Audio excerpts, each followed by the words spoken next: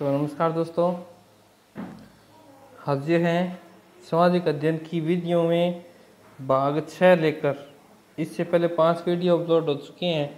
आज हम छठे वीडियो की बात कर रहे हैं और छठे वीडियो में आपका सब्जेक्ट है कि सामाजिक अध्ययन का जो शिक्षक होता है उसमें क्या विशेषताएं होनी चाहिए, उसके क्या गुण होने चाहिए। सामाजिक अध्ययन का जो शिक्षक होता है वो अलग होता है। कैसे होता है, उसमें क्या क्या गुण होते हैं, उन चीज़ों के संदर्भ में अपन बात करेंगे। तो इसमें से भी एक प्रश्न आपका पूछा जाता है कि सामाजिक अध्ययन के शिक्षक की विशेषता है, ये पूछ लिया जाता है या नहीं है, ऐसा प्रश्न पूछ लिया जाता है पेपर में। तो इसके संदर्भ में बात करेंगे। यह अपना इस शिक्षा मनोविज्ञान के संदर्भ में बात करें, शिक्षण विधियों के संदर्भ में बात करें तो भाग 6 है। ठीक है, तो पहले अपन बात कर लेते हैं कि शिक्षक, देखो शिक्षक, पहली बात तो शिक्षक शब्द का अर्थ क्या होता है आप बताइए। वैसे अगर नॉर्मल सी बात करें तो शिक्षक शब्द का अलग अलग अर्थ है। जैसे सी से याद कर लेना कि शिक्षक में क्या पाई जाएगी, शिष्टता, कि बोलने का जो उसका आचरण है वो बहुत शिष्ट होगा, जी के साथ आदर सत्कार के साथ बोलेगा, गंदी गाड़ियाँ वगैरह अच्छी चीज़ों बुरी चीज़ों का यूज नहीं करेगा। 2 नंबर की बात करें, श से याद कर लो आप, अध्यापक में क्या होना चाहिए, क्षमाशील, श से क्षमाशील। अध्यापक को बैर नहीं बांधना चाहिए, अगर किसी से गलती होगी तो उसे माफ़ कर दिया जाए, तो ये गुण उसमें क्षमाशील का गुण होना चाहिए। और क का मतलब याद करना है कर्तव्यनिष्ठ, यानी अपने कार्य के प्रति लगन रखने वाला, अपने कार्य को सही ढंग से करने वाला अर्थात कर्तव्यनिष्ठ। तो इसकी बात करें तो इसको हम बोल सकते हैं ये शब्दार्थ है किसका, शिक्षक का।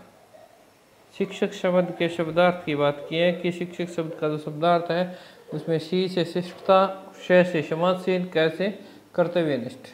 ठीक है, अब अगर बात करें कि एक आदर्श शिक्षक में क्या क्या गुण होने चाहिए। एक आदर्श शिक्षक में,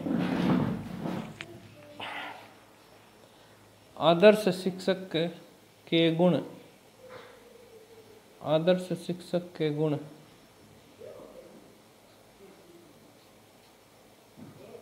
कि एक जो आदर्श शिक्षक होगा उसमें क्या गुण होने चाहिए। तो देखिए क्या क्या गुण होने चाहिए। सबसे पहले नंबर 1 की बात करें, आदर्श शिक्षक की सामाजिक अध्ययन की आगे जो लाइनें आएंगी तो मैं आपको बता दूंगा कि सामाजिक अध्ययन की ये भी सामाजिक अध्ययन में ही अध्यापक होना चाहिए, परंतु कोई भी आदर्श शिक्षक है तो उसमें क्या क्या गुण होने चाहिए। तो उसको ध्यान होना चाहिए कि जो शिक्षक है, शिक्षक को विषय का ज्ञाता, यानी जो सब्जेक्ट वो पढ़ाता है उसका ज्ञाता और अनुभवी होना चाहिए, ज्ञाता व अनुभवी होना चाहिए। समझ में आई बात, अनुभवी होना चाहिए।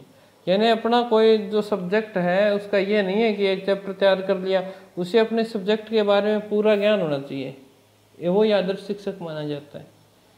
ठीक है, फिर 2 नंबर की बात करें, शिक्षक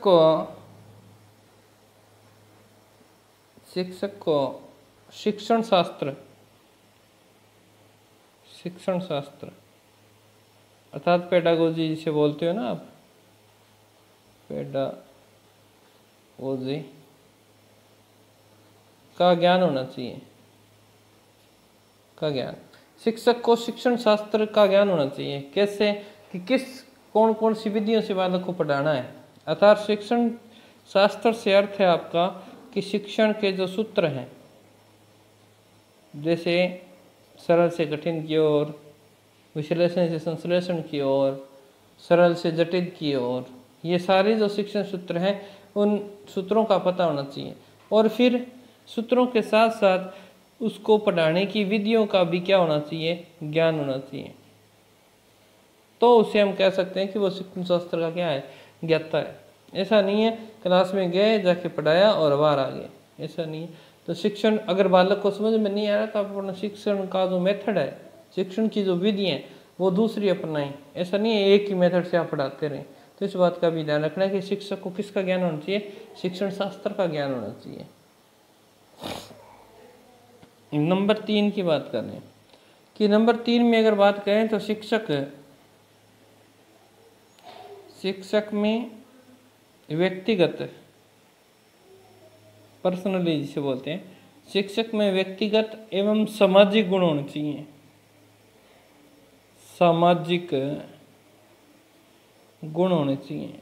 अब क्या हो गया, दोनों चीजें क्या हो गई समझाते हैं। देखो, व्यक्तिगत हो गया तो फिर गुरुजी ये तो गलत हो सकता है कि व्यक्तिगत तो फिर आदमी पर्सनली हो जाएगा। नहीं, यहाँ व्यक्तिगत का क्या अर्थ है, तो यहाँ व्यक्तिगत का ये अर्थ है कि शिक्षक के अंदर हमेशा क्या होनी चाहिए, ईमानदारी। पर्सनली होती है ना ईमानदारी, तो ईमानदारी, दयालुता आदि, ये जो गुण होते हैं ये पर्सनली के अंतर बन जाते हैं कि व्यक्तिगत जो भी शिक्षक है उसमें ईमानदारी, दयालुता का गुण होना चाहिए, जिससे वो दूसरों के सामने, बालकों के सामने जाए तो इसमें ये गुण दिखाई देना चाहिए कि बालक, अध्यापक अगर ईमानदार है तो बालकों में ईमानदारी अपने आप आएगी।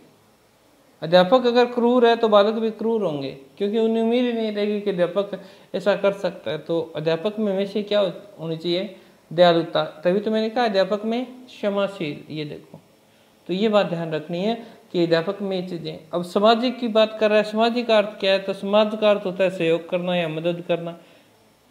तो अध्यापक में कौन सा गुण होना चाहिए कि सहयोग करे।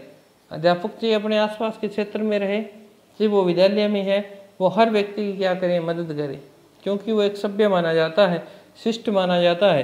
तो ध्यान रखना कि सामाजिकता का गुण मतलब उसमें कौन सा गुण होना चाहिए, सहयोग या मदद का गुण होना चाहिए। उससे हर व्यक्ति की क्या करनी चाहिए, मदद करनी चाहिए। ठीक है,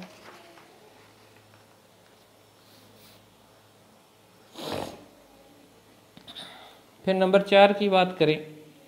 नंबर 4 में अगर कोई भी शिक्षक है, ऐसा नहीं है अध्यापक ने एक बार पढ़ लिया, शिक्षक को अध्ययनशील,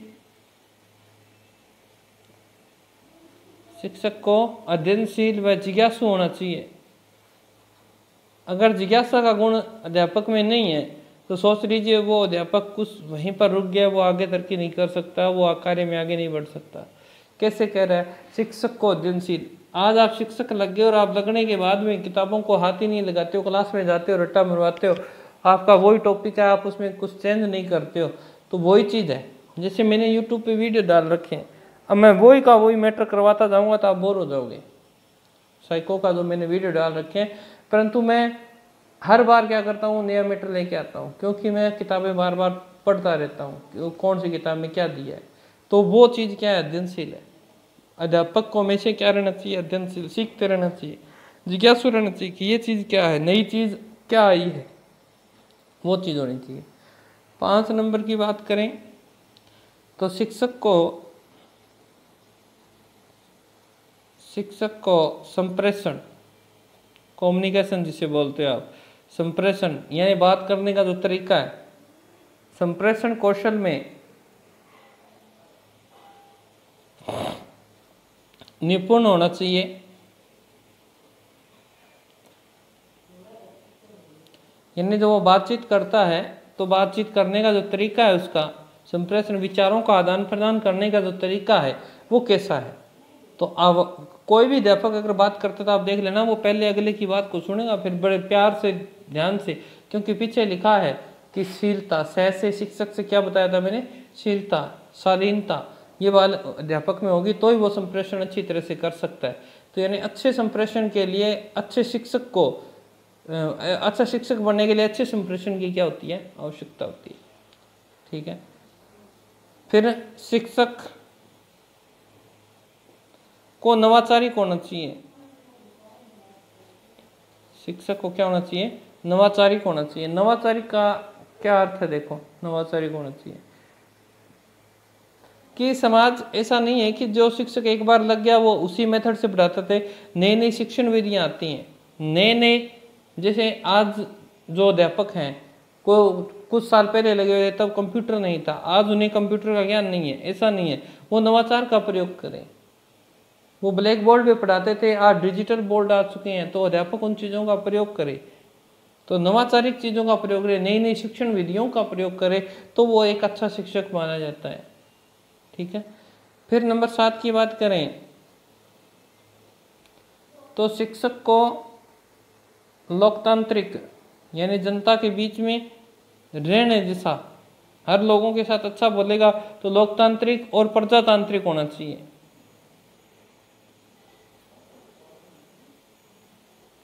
एक ही बात है, लोकतांत्रिक व प्रजातांत्रिक होना चाहिए। ऐसा नहीं है वो अकेला रहे, समूह में रहे, लोगों के साथ हंसे, उनकी समस्याओं का समाधान करे, बालकों की समस्याओं, ऐसा नहीं है एक बालक को समझा दिया दूसरे को समझा ही नहीं रहा, ऐसा नहीं करना है। उसे लोकतांत्रिक होना है, प्रजातांत्रिक होना है, सबके साथ समान व्यवहार करना है। नंबर 8 की बात करें, शासनिक संस्थाएं, कोई भी जहाँ शासन चलता है, संस्थाओं, शासनिक संस्थाओं, अवस्थाओं का सम्मान करने वाला होना चाहिए, सम्मान करने वाला होना चाहिए। कैसे कह रहे, देखो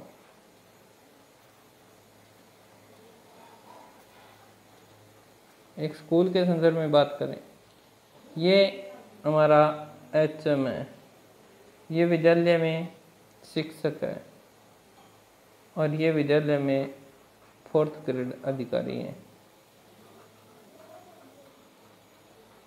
ये विद्यालय में अभिभावक हैं। तो जो शिक्षक होगा वो अपने से ऊपर है, उसको भी क्या करने वाला हो, सम्मान करने वाला हो, प्रिंसिपल है उसका भी सम्मान करने वाला हो। ठीक है। जो शिक्षक के नीचे हैं, 4th ग्रेड अधिकारी हैं, उनका भी क्या करने वाला हो, सम्मान करने वाला हो। संस्था या अवस्थाएं, अवस्थाएं अलग अलग है, ये इनके ऊपर है तो भी सम्मान करो, ये इसके नीचे तो भी सम्मान करो, और जो अभिभावक हैं इनका भी क्या करने वाला होना चाहिए, सम्मान करने वाला होना चाहिए। तो ये बात ध्यान रखनी है कि शासनिक संस्थाओं, अवस्थाओं का सम्मान करने वाला होना चाहिए, ये अच्छे शिक्षक के गुण हैं। फिर अगर बात करें,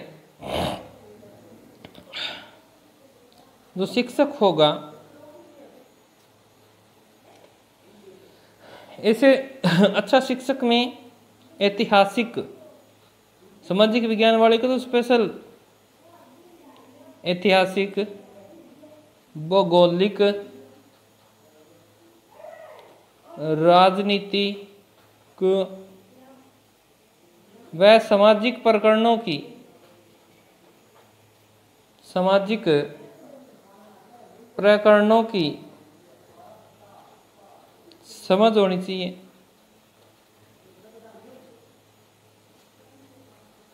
अब देखिए कैसे, एक शिक्षक है, वो सिलेक्ट हुआ, उसकी किसी ऐसे शहर में ड्यूटी लग गई, ऐसे गांव के आसपास एक गांव में ड्यूटी लगी, उसके आसपास के क्षेत्र में कोई ऐतिहासिक स्थल है और उसे उस चीज़ का ज्ञान ही नहीं है, नहीं, तो वो एक अच्छा शिक्षक नहीं है। ऐतिहासिक उसके आसपास के वातावरण में, उसके आसपास के एरिए में, उसके आसपास के जो ज़िले हैं वहाँ पर आसपास के संभाग में कुछ ऐतिहासिक स्थल है, उनके बारे में जानकारी और वो बालकों में दे कि वहाँ ऐसा ऐतिहासिक स्थल है, इसका ये गौरव रहा है, तो उसे ऐसी प्रकरणों की पूरी जानकारी हो, भौगोलिक स्थिति की जानकारी हो कि हम किस साइड में रह रहे हैं, हम भारत की किस साइड में है, राजस्थान के कौन से ज़िले की किस साइड में रह रहे हैं, इसकी या राजनीतिक स्थिति क्या है, यानी यहाँ क्या विस्तार क्या है, यहाँ कौन सी सरकार है, किसके बारे में क्या है, वो चीज़ें, समाज किस तरह से यहाँ रीति रिवाज है। कहते हैं ना कि 2 कोस पर पानी बदला, 100 कोस पर वाणी।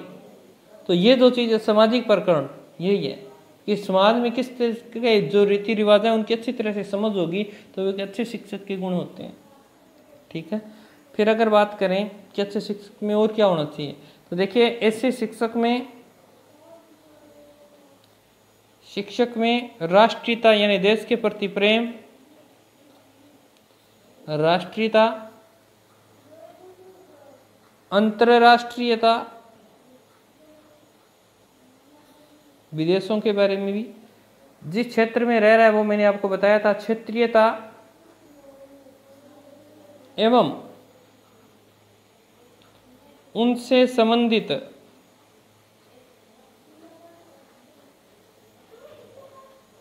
घटनाओं की समझ होनी चाहिए।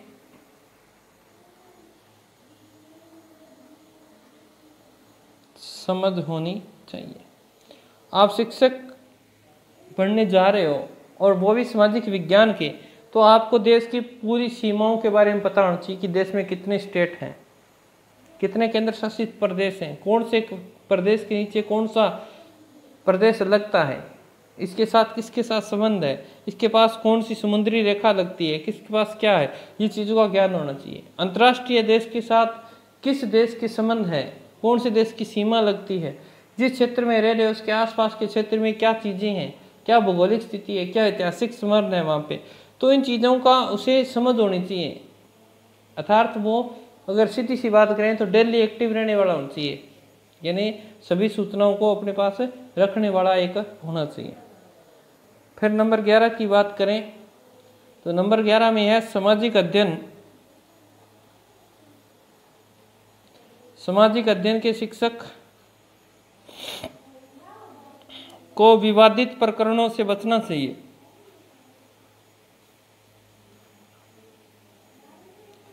विवादित प्रकरणों के विषय में एक शब्द लिखवा रहा हूं, तटस्थ होना आवश्यक है। और पेपर में ये शब्द आ जाता है, ये साइको का शब्द है, बताते हैं क्या है ये, आवश्यक है। कुछ विवादित प्रकरण होते हैं, उन प्रकरणों के बारे में अपनी राय नहीं देनी है। तटस्थ का अर्थ यही होता है कि आपको अपनी राय नहीं देनी है, अपनी राय नहीं देनी है। जो दिया है, जो आपकी किताब में दिया है वही बताना है, जो आपकी किताब में दिया है वही बताना है, अपनी राय अपने पास से नहीं झोंकनी। जैसे अब कई बार ऐसे प्रश्न आते हैं कि 1857 की क्रांति असफल रही, तो आप अपनी राय बताइए, तो आप अपनी राय प्रस्तुत करने में आपको अपनी राय नहीं बतानी है। वहाँ पे आपको जो किताब में दिया गया है स्थिति है उसी के अनुसार बच्चों को बताना। आप कहीं कहने लग जाओ कि उस समय तो हमारे जो राजा थे वो गुलाम थे और भारत के अंदर ये था और वो था, आप बच्चों में उस चीज़ की क्या जाएगी, गलत नेगेटिविटीज जाएगी।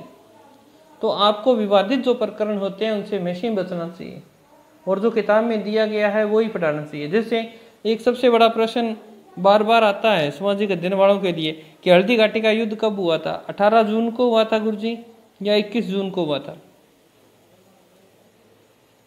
अब देखिए किताबों में, आरबीसी बोर्ड की किताबें उनमें 18 जून दे रखा है, कुछ गाइडें 21 जून लिख रही हैं। अब ये विवादित प्रकरण है, इसमें अगर आप जाओगे तो बच्चों में आपकी नेगेटिविटी जाएंगी, अध्यापक को ज्ञान नहीं है।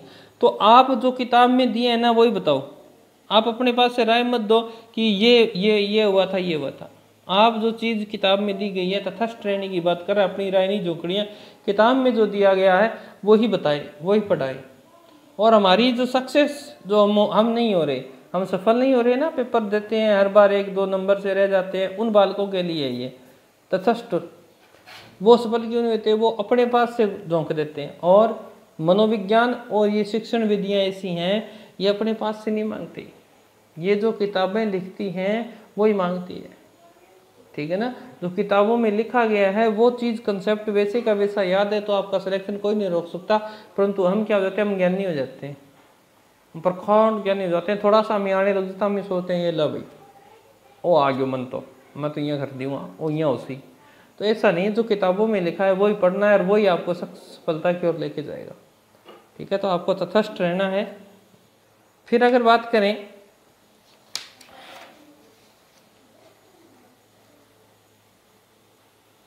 नेक्स्ट की बात करें कि जो भी शिक्षक है, शिक्षक को व्यवसाय के प्रति क्या रहना चाहिए, समर्पित रहना चाहिए, समर्पित होना चाहिए। कि उसका कार्य क्या है, पढ़ाना है तो वो पढ़ाए ना, उसका कार्य क्या है पढ़ाना, तो वो पढ़ाओ। अगर अध्यापक विद्यालय में जाए और पढ़ाए नहीं तो क्या वो अपने व्यवसाय के प्रति जिम्मेवार है, नहीं है। तो वो एक अच्छा शिक्षक नहीं हो सकता। तो उसे अपने कार्य के प्रति या अपने व्यवसाय के प्रति क्या रहना है, समर्पित रहना है। नंबर 13 की बात करें तो शिक्षक को शिक्षा उसका कार्य है कि वो शिक्षा दे। शिक्षक को शिक्षा और शिक्षार्थियों की समस्या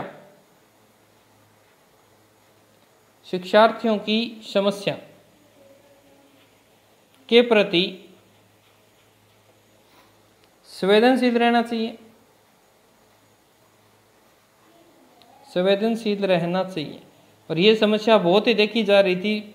गवर्नमेंट जो स्कूल थे ये समस्या आ रही, तो इसीलिए तो राजस्थान सरकार ने क्या किया था कि जो भी अध्यापक थे उनके मोबाइलों को क्या कर दिया था, कक्षा में ले जाना बंद करवा दिया था। अब की बात है, ये बंद कर दिया है।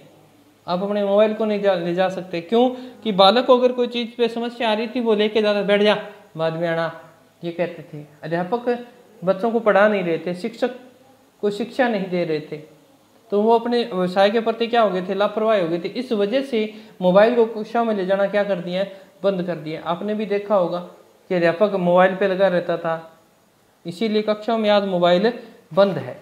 ठीक है ना। फिर अगर बात करें तो सामाजिक अध्ययन के शिक्षक को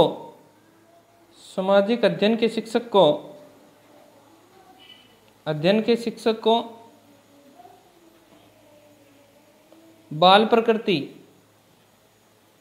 प्रकृति क्या होती है, छोटी छोटी बातें पूछना, छोटी छोटी उसकी बच्चों में रम जाए वो। ऐसा नहीं है बच्चे आपके पास आने से डरे, नहीं, उसे छोटी छोटी बातें, संस्कृति के गीत हैं, गीत गाओ क्लास में। और एक समय तो ऐसा भी आया था, एक स्टेट बिहार उत्तर प्रदेश में ये कहता है कि बच्चों को डांस कर करके पढ़ाओ, कुछ वीडियो भी वायरल हुए थे। तो वो बाल प्रकृति की, बालकों को बालकों जैसा बन के पढ़ाओ, तो बालक प्रकृति एवं आपके एक साइको लगती है तो बाल विकास का ज्ञान भी होना चाहिए। तो सामाजिक अध्ययन के शिक्षक को बाल प्रकृति और बाल विकास का क्या होना चाहिए, ज्ञान। बाल प्रकृति का अर्थ यह है कि बालक जैसा व्यवहार करे। बाल प्रकृति का अर्थ है कि सभी बालक एक जैसे नहीं होते, अलग अलग प्रकार के बालक होते हैं। कक्षा में एक समूह के बालक नहीं हो सकते, इसीलिए प्रत्येक बालक को उसकी मानसिक योग्यता के अनुसार से उसे ट्रीट किया जाए, उसे समझाया जाए। तो यही तो बाल विकास है। ठीक है। तो इस विधि बाल शिक्षा का उसे ज्ञान होना चाहिए, बाल प्रकृति को समझने वाला होना चाहिए। और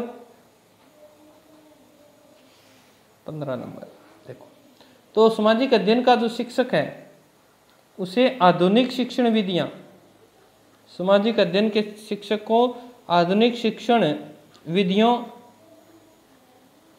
व मूल्यांकन की विधियों का ज्ञान होना चाहिए, ज्ञान होना आवश्यक है, ज्ञान होना आवश्यक है। कि आधुनिक शिक्षण विधियां कौन कौन सी चल रही हैं, उन विधियों का अध्यापक को ज्ञान होना चाहिए। कोई बालक किसी तरह से उसे याद नहीं हो रहे हैं, किसी तरह से वो पढ़ने में असमर्थ है, तो उसे किस मेथड से पढ़ाया जाए, तो उसे आधुनिक शिक्षण विधियों का ज्ञान होना चाहिए। मूल्यांकन की विधियों का भी ज्ञान होना चाहिए। जैसे अभी सरकारी स्कूलों में एक प्रोग्राम चला था, लहर, चला होगा, आपको पता है। तो क्या प्रोग्राम था ये, कि विद्यालय के जो नर्सरी क्लासेस हैं उनके जो नीचे की दीवार है 2-2 फुट या 2.5-2, 3-3 फुट की, वहाँ उनको ब्लैक कर दिया जाए और बच्चों को चौक दे दिया जाए, वो अपनी मन की इच्छा है उसमें लिखता जाए। तो अगर उसे अध्यापक को इस चीज़ का ज्ञान ही नहीं है कि लहर क्या है, तो फिर वो क्या कर पाएगा। तो उसे आधुनिक शिक्षण विधियों का क्या हो, पता होना चाहिए। और मूल्यांकन कैसे किया जाए, कह दिया ना कक्षा 8 तक बच्चों को फेल ही नहीं करना। तो मूल्यांकन करने की आगे हम पढ़ेंगे, मूल्यांकन एक टॉपिक आएगा आपका, उसमें बताएंगे कि मूल्यांकन करते समय हमें किन किन चीज़ों का ध्यान रखना है।